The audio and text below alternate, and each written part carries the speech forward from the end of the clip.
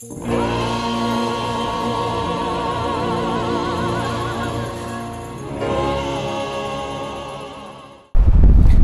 vous savez, ce que je dis dans mes vidéos, puisque j'ai surtout écrit dans mon livre et mis en avant, c'est qu'en réalité on est gouverné par des sociétés secrètes.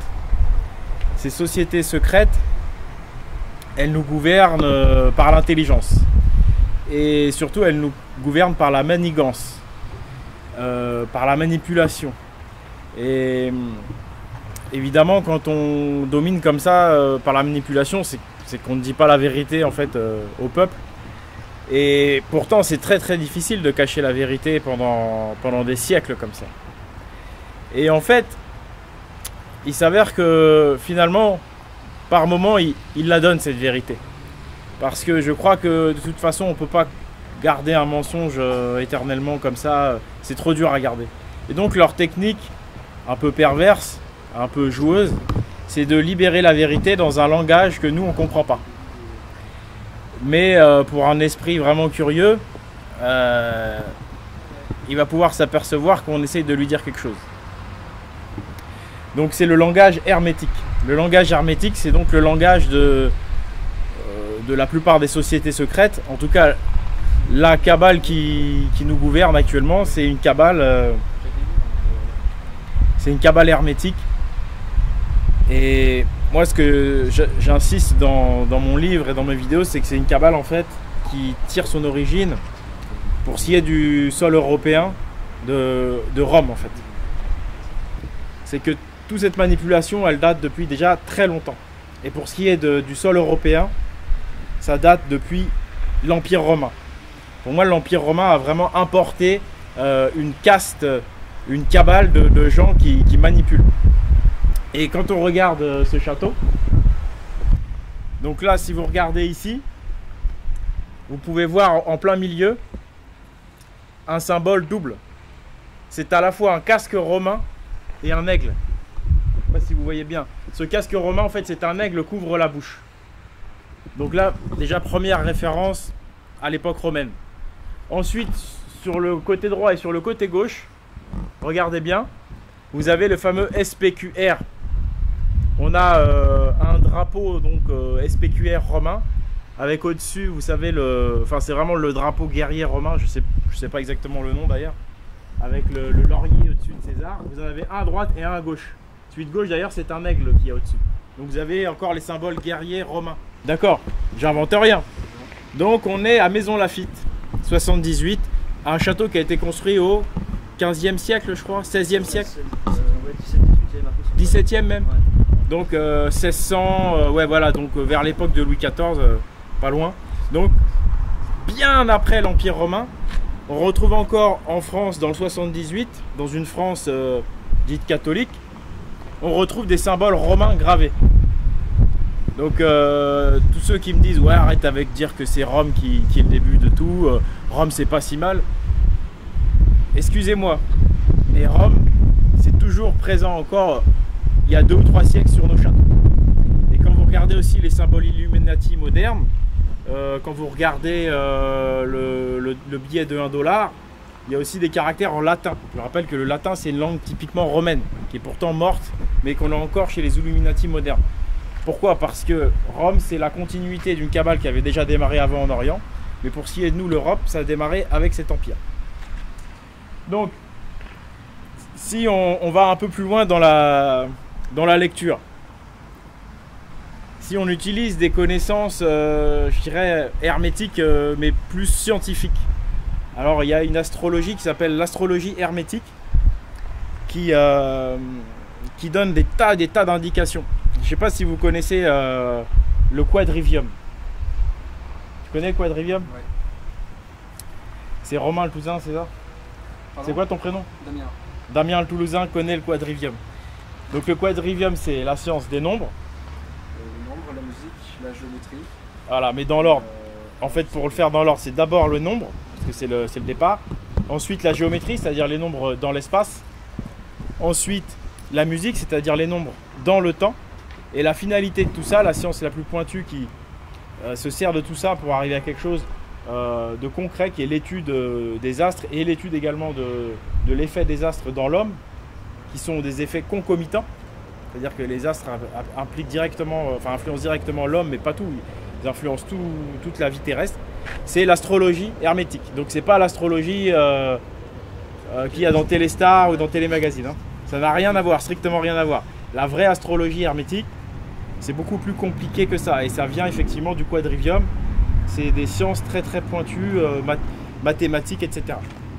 Et donc quand on regarde ici, on a du côté gauche, on voit un navire. Vous voyez le navire? Approchez-vous si vous ne voyez pas bien. En fait, en plein milieu, il y a un navire, mais il a deux côtés. À gauche, on voit encore cet aigle. À droite, on regarde quelque chose qui ressemble à un navire viking. C'est-à-dire un arrondi, vous savez, comme les dracars. Vous voyez là? Donc on a deux polarités, voire une dualité. Ça dépend comment on voit les choses. À gauche, un aigle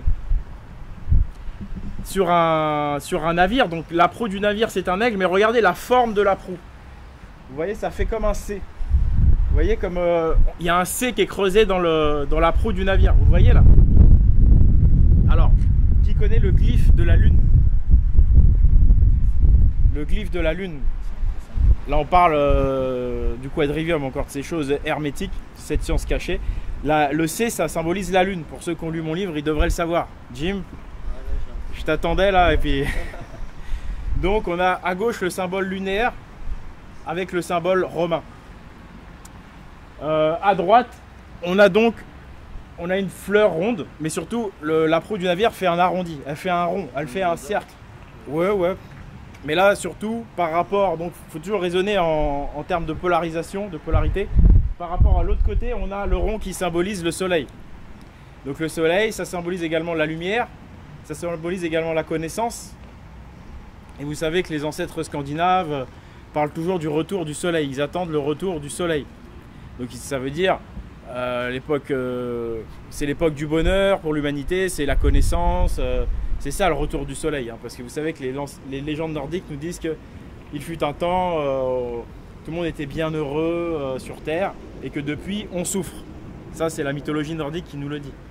Et donc d'un côté on a le soleil sur le navire qui fait plutôt viking, le côté viking, et de l'autre côté on a la lune qui fait plutôt côté romain. Alors la lune ça symbolise le côté féminin, mais ça symbolise également l'obscurité, la nuit, donc le voile mis sur les connaissances. Voilà. Donc là, moi ce que je comprends c'est qu'on a d'un côté la civilisation romaine qui est dans une philosophie lunaire, c'est-à-dire je cache la vérité à l'humanité et je la manipule. Et de l'autre côté, la civilisation qui donne la connaissance, celle du soleil, qui serait plutôt celle des anciens Celtes, des anciens hyperboréens, dont la dernière manifestation puissante a été le phénomène viking. Est-ce que quelqu'un voit un autre symbole? Autour du casque, il y a à gauche un bélier et à droite il y a une jarre qu'on verse, donc ça fait penser au verso. Alors effectivement, à gauche on a bien un bélier et à droite on a une jarre. Alors là, pour trouver une signification à ça, il y a toujours plusieurs grilles de lecture. Moi la grille de lecture là que je trouve tout de suite, c'est la grille astrologique par rapport au zodiaque. En fait, vous savez, sur le zodiaque, il y a le signe du bélier et puis il y a le signe du verseau. Donc à droite, en fait, c'est le signe du verseau. Donc là, on est dans une grille de lecture zodiaque astrologique. Bélier, verseau. Moi, tout de suite, ça m'a parlé. On pourrait penser aux ères précessionnelles. Vas-y. Que l'Empire romain a commencé... non. Qu'une cabale aurait pu commencer à l'ère du bélier et que ça se termine à l'ère du verseau dans laquelle on va entrer exactement, Romain. J'ai eu la même lecture que toi. Donc tu vois comme quoi les grands esprits se rencontrent. Exactement. C'est Damien. Donc ça, c'est un bon élève. T'as lu mon livre? Oui, aussi. Ah voilà, c'est pour ça. Il n'y a pas de mal à se faire du bien. Alors, donc effectivement, le bélier, c'est l'ère du bélier. Donc c'est-à-dire moins 2000 à peu près 160 jusqu'à l'an 0. Et l'ère du verseau, bah, elle commence maintenant en fait, grosso modo. C'est le tout début maintenant. Donc on a zappé l'ère du poisson, merci. Mais effectivement, à l'ère du bélier, on a la cabale, on va dire, judéo-égypto-romaine qui démarre aussi en Assyrie. Hein. Mais en fait, bon, on a une certaine cabale qui démarre à ce moment-là, avec une façon de gouverner en cachant la connaissance. Un petit point. Oui, vas-y. Jacques Grimaud dit dans ses conférences que la chute de l'Égypte antique a commencé sous la 18e dynastie, qui est aux environs de moins 1800, pardon. Donc c'était en plein dans l'ère du bélier. Donc Exact. on pourrait Voilà. commencer par là. Tout à fait. Alors là, on peut carrément effectivement parler de l'invasion des Hyksos.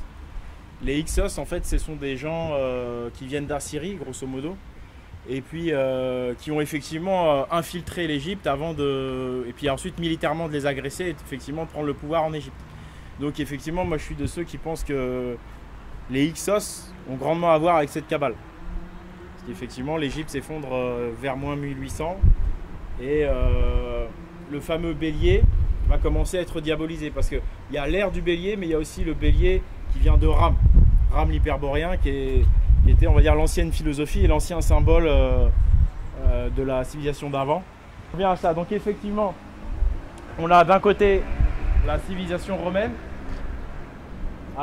qui démarre à l'ère du bélier, et de l'autre côté, on a l'ère du Verseau avec donc une autre philosophie, le rond au lieu de la lune. Et pour moi, ça me fait vraiment penser au Drakkar viking. Et donc il y a ce qu'on peut conclure grossièrement par ce dessin construit donc sur un château du XVIIe siècle en France, à Maisons Laffitte, c'est que l'Empire romain a toujours quelque chose à nous raconter, a toujours à voir avec ce qui se passe en ce moment, et que c'est bien l'Empire romain qui a été victorieux, puisque le dessin final, enfin le dessin central, hein, c'est quand même cet aigle romain et ce casque qu'il a emporté. Hein, puis il y a quand même une omniprésence des symboles romains. Donc il y a aussi, je pense, une revendication de la part des bâtisseurs de ce château, de dire nous sommes des Romains, nous l'avons emporté. Mais en même temps, ce qu'ils nous disent, c'est qu'à l'ère du Verseau, il va y avoir leurs adversaires qui vont revenir. Moi, c'est comme ça que je le comprends. Donc après, dans ces fameuses sociétés secrètes, elles peuvent être composées de... Bon, là, après, c'est un peu peut-être de la spéculation, mais elles peuvent être composées de tas d'humains, mais elles pourraient très bien être également composées de gens qui viennent de beaucoup plus loin. Ça, c'est possible aussi. Moi, je ne referme pas la porte à cette éventualité. Surtout quand tu vois ces symboles, enfin, le fait que... Enfin, il n'y a pas que sur ce château qu'on nous dit qu'à l'ère du Verseau, il va y avoir des visiteurs. Voilà. Bon, c'est déjà pas mal. Après, il y a encore d'autres symboles sur ce château qu'on va regarder, mais pour la vidéo, c'est déjà pas mal. Donc.